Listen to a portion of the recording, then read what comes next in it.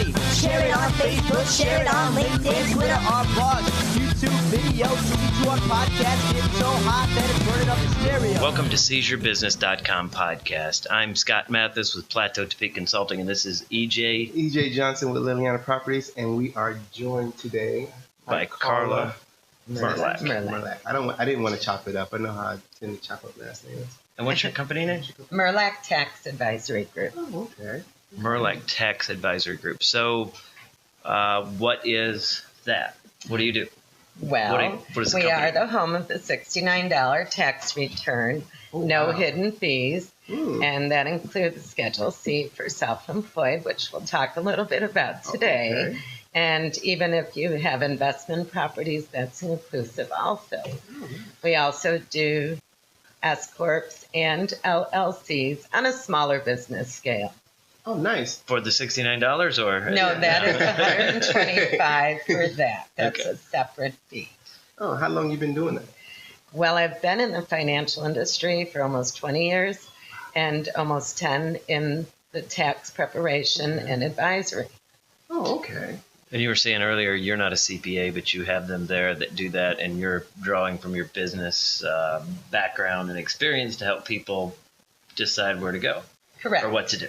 Correct. So, what does a typical customer or client look like for you? What do you like? Well, I had quite a background being self-employed myself.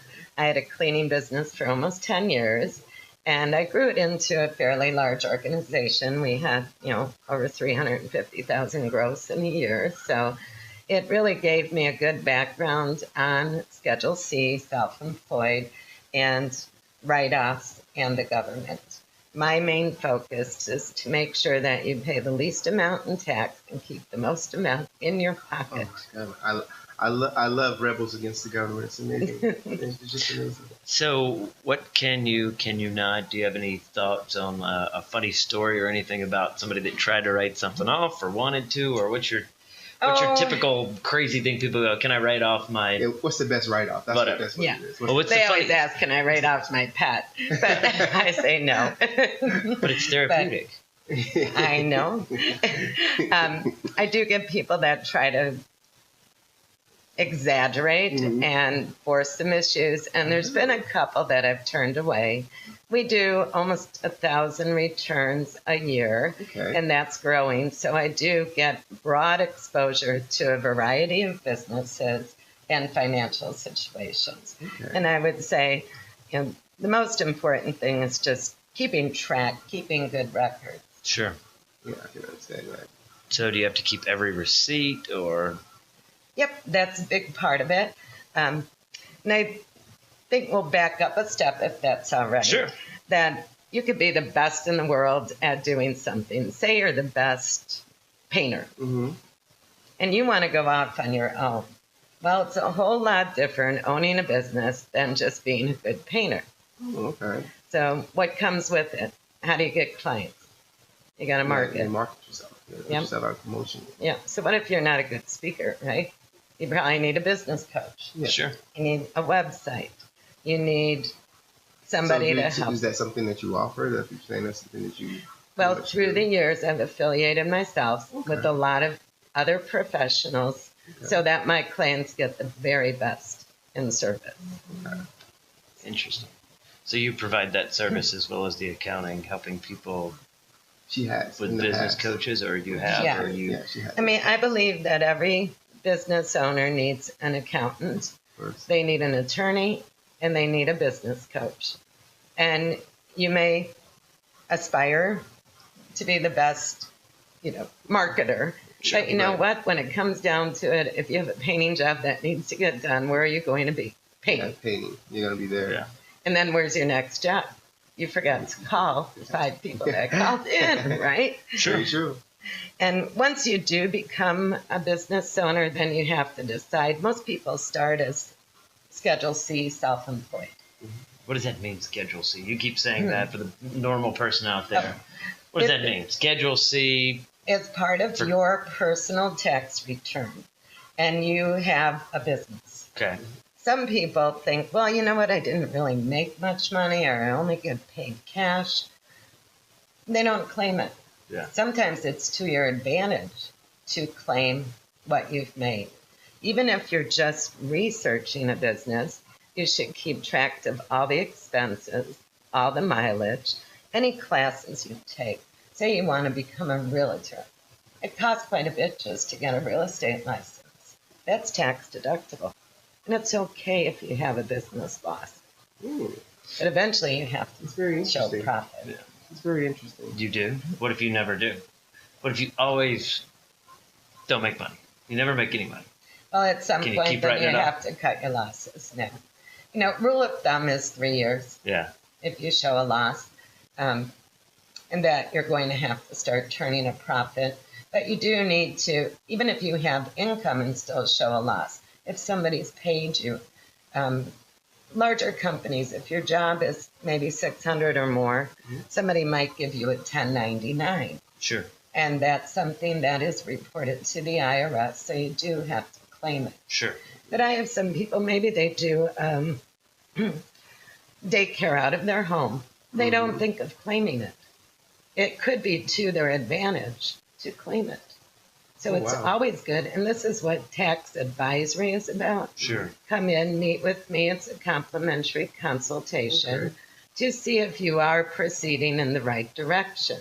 Oh. Then when you do have a Schedule C on your taxes, you actually put the type of business that you have, the income, your expenses, and bottom line, a profit or a loss. Sure.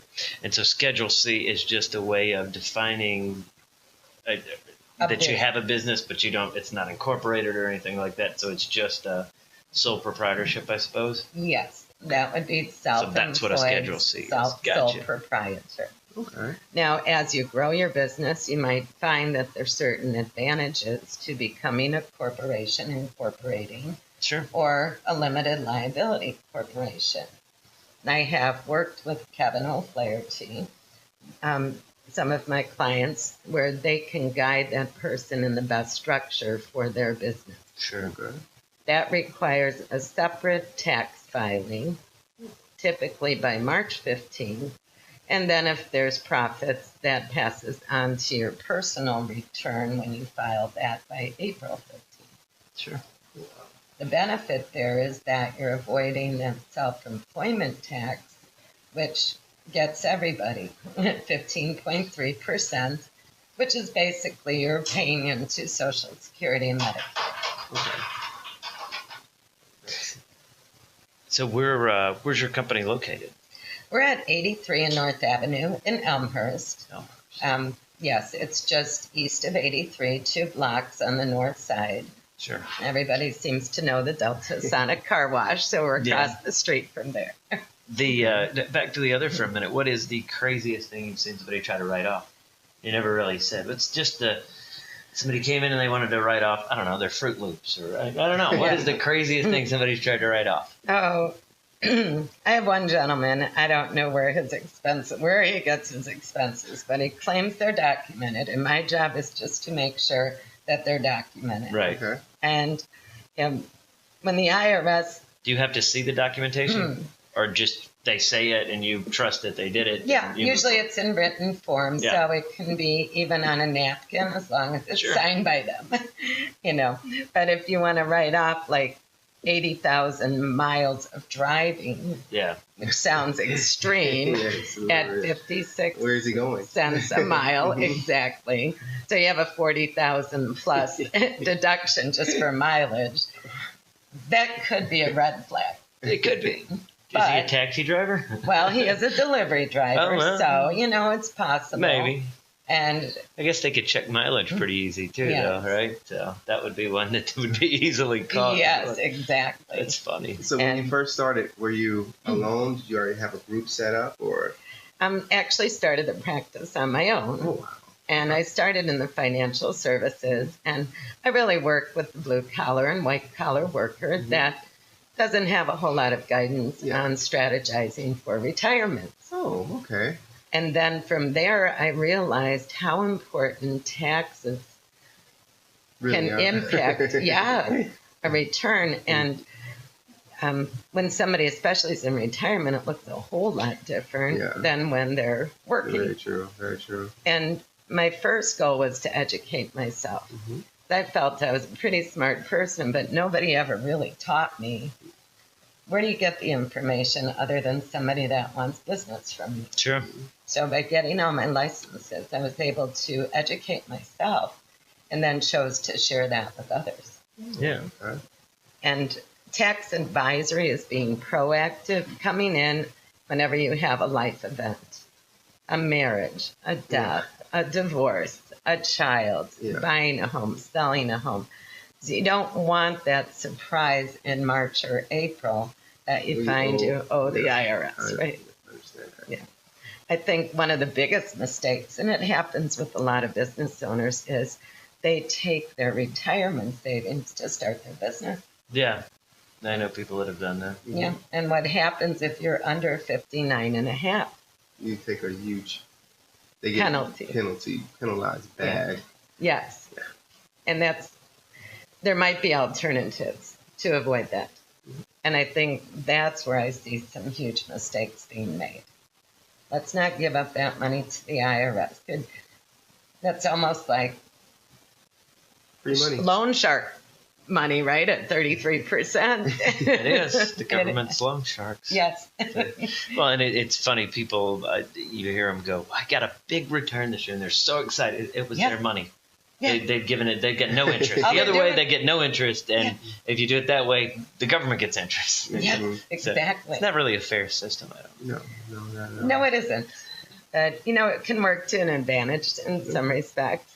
I had a lady who had gotten divorced. Her husband was a high income earner, so they never saw a child tax credit or an earned income credit. Oh, wow. These are huge. So now she's forced to go out and work. She made $18,000, has 3 kids to claim, and she's getting everything back. Yes, she had a refund of $7,000, and she cried tears of joy in my office because she needed a car. Her car was on its last leg. Oh, wow. Yeah. And that would have been nice for her to know in October, November that money was coming. Sure. Because she wouldn't have waited till March to file her taxes. So I guess that's one thing we need to let all the single moms out there know. You can get $7,000. You just come see me. Exactly. You get a car. She's giving away cars. I do my very best. That could be your advertisement. Yes. We're giving away cars. Yes. I make No sure promises. that everybody gets what they're You got to doing. read the fine print. Yes, exactly. There's nothing wrong with that. My little brother came to live with me once, and I forget how long. I think 2 years, and I claimed on my taxes. I couldn't believe the substantial amount I got back just from him. I'm like, has to be something that's. Can you claim a dependent no matter how old they are and write them off? Yeah, They're not working, correct? Right. They have to make under the $3,900, Mm-hmm. and you If it can was claim something them. like that. So A bartending job. if you were only making $3,900 and you wanted to come live with me, I could write you off. What do you get out of that? What's the an extra deduction? Yeah. So usually you get $3,900 for yourself times 2 now, and you can be head of household depending on the age of that person. So that gives you another extra credit. So they still do head a household. Yes. Okay.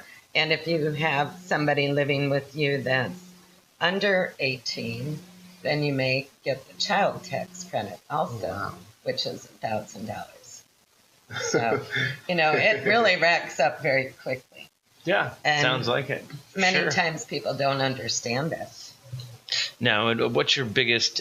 What would be your a piece of advice to give someone about taxes that they could take with them that people miss, or For the elderly people, medical expenses. Most people, when they're employed, they have benefits at work.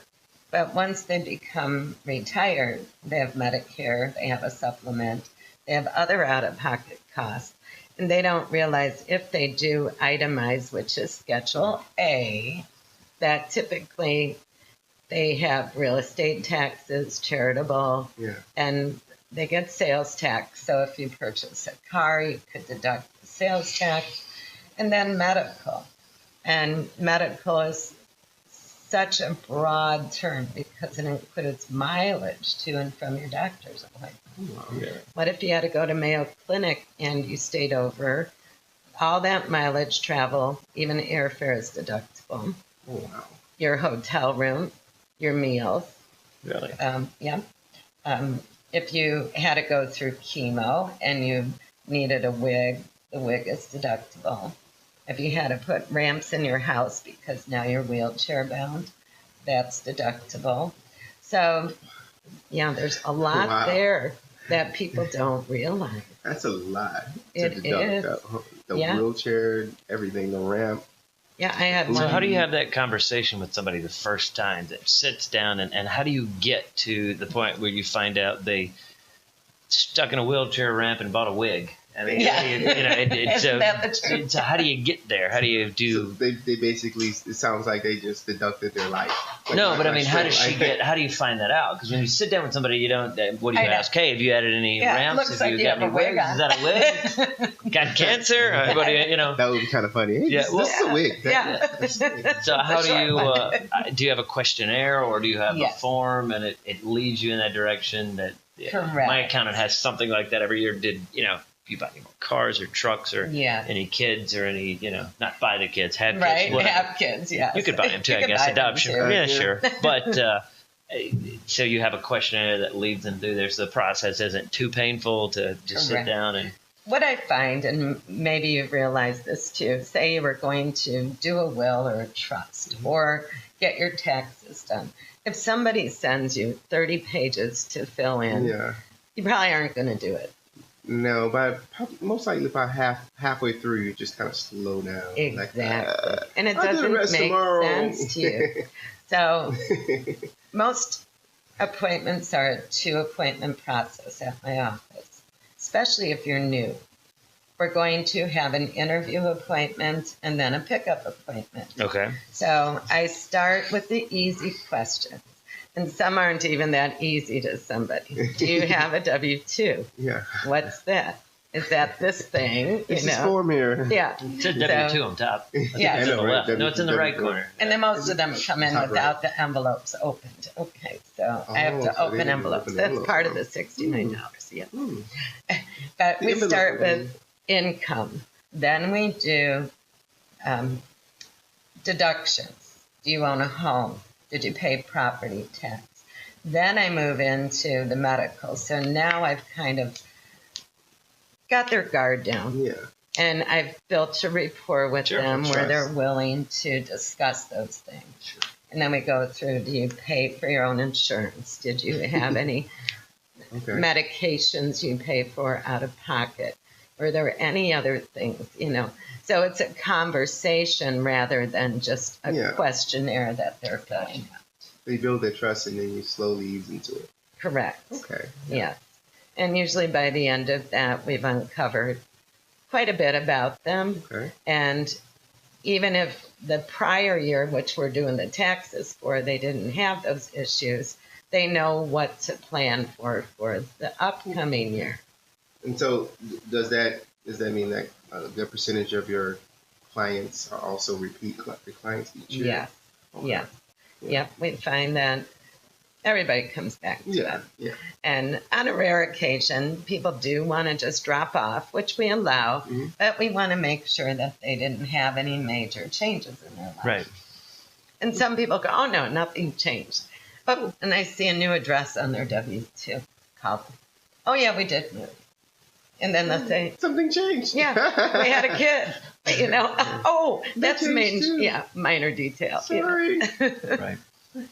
And kids are expensive, so yes, they are. That part, And one thing I was going to mention is that people fear going to the IRS website. It's really good though nowadays. Okay, so if you go to irs.gov, there's resources, and say you're contemplating starting a business.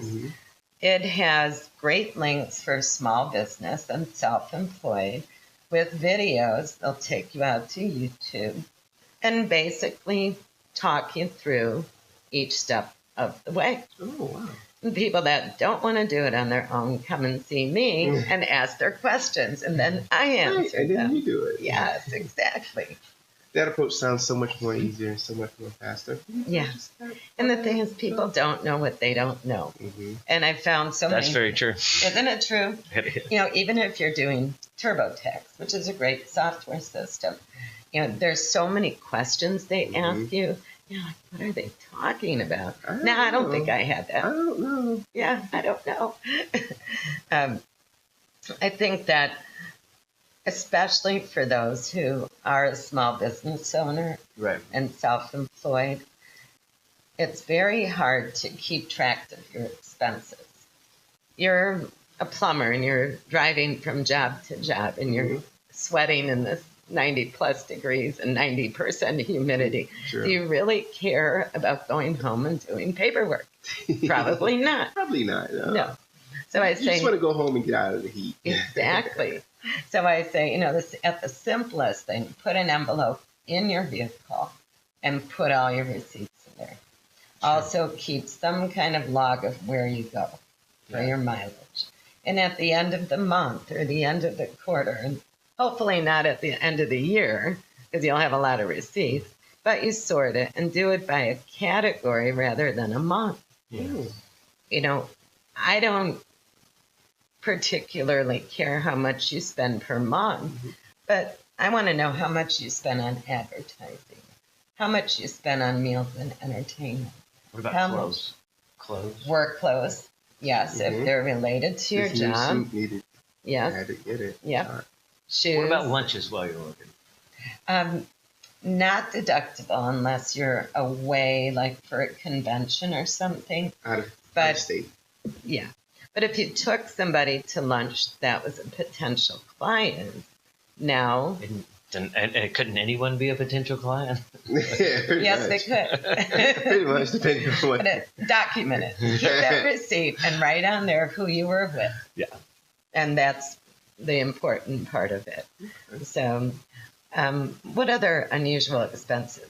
You know, everybody's business is different. Say you had to buy subscriptions, publications, magazines to keep up on time.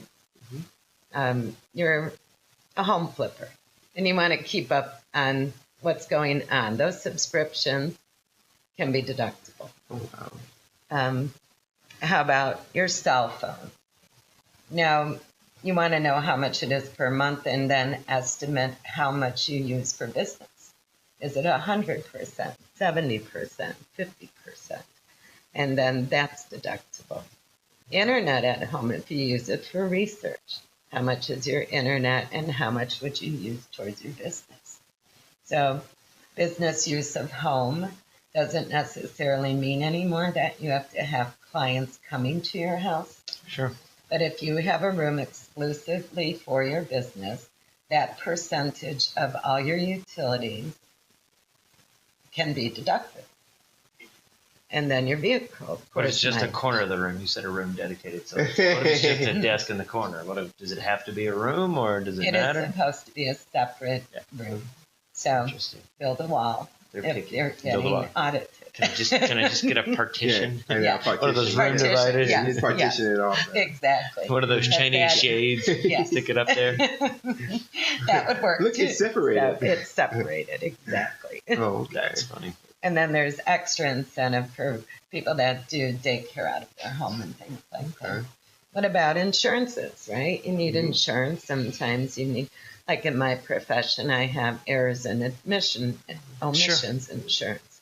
Maybe you need bonding if you work in certain counties, if you're a tradesperson. All those expenses, materials that you buy, you want to keep track of it. So there are certain advantages to being self-employed, and there are certain others that can be a detriment. Yeah. The biggest thing is nobody's withholding tax for you, right?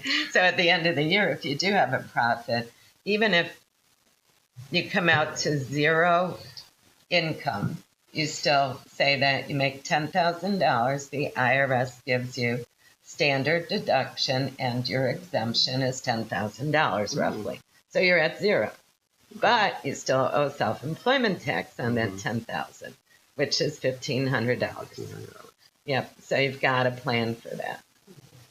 And I want to encourage anybody, too, that if they are behind with the IRS or behind in filing their returns, it's not too late. The IRS is working with people. The worst thing you can do is ignore them. Yes. Because you will get nasty letters. And eventually they will seize your bank accounts. And I've had several people that's happened to. Oh, wow. So by a phone call, I had a gentleman who hadn't filed since 2003, 11 years of returns. Kentucky, he was an over-the-road driver. Mm-hmm. He had Kentucky, where he lived at that time, asking for $26,000 from him, and the IRS wanted close to $40,000. Well, we filed every return. We negotiated with Kentucky. I was on the phone with him. He ended up owing them $3,600. Not too bad. Not bad No. at all. And he set up a payment plan. And then the IRS, we got it down to about $16,000. And he set up a payment plan.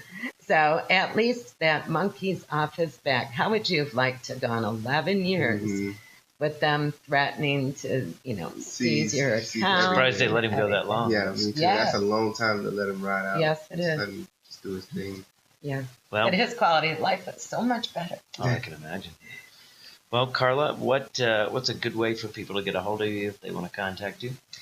First, you can find out more about my business at www.merlak, MERLAK, tax, TAX.biz, B-I-Z. You can, And we'll put that on the podcast at the bottom so they can find perfect. that too. So Okay. That'll be easier. Yes. Go Email ahead. us at merlaktax@gmail.com or call us at 630-532-5986. And I do offer the complimentary consultation, 2-year review of taxes. I've uncovered a lot of extra money. Going backwards. Yep. Got a gentleman $6,000 back. So he was pretty happy with that. I can imagine. Yep. His ex-wife didn't claim the daughter, and she was in college, and the wife had no income, the ex-wife, so he was able to claim his daughter and get the college credit. So he was pretty excited about it. Very nice. Yes. That is nice. So for $69 to get $6,000 back, would you be pretty happy? Oh, yeah. It's a surprise check right there. Okay. Well, thank you so much for stopping by and having this with us. And I appreciate you having me do you have a here. phone number they could reach you at? Did you get Yes, and I'll just repeat it again. Oh, okay. You did do it. Okay. 630-532-5986. All right. Thanks so much. Thank you.